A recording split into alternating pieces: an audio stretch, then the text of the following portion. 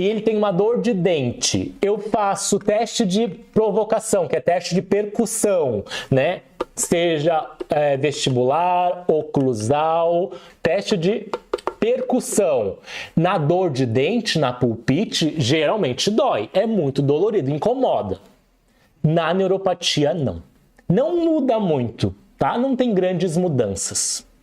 Testes de vitalidade com calor e com gutapercha, né? Ou com frio, no dente não tem grandes mudanças daqui. Isso é um ponto que vai diferenciar, diagnóstico diferencial entre dor de dente, pulpite e dor neuropática.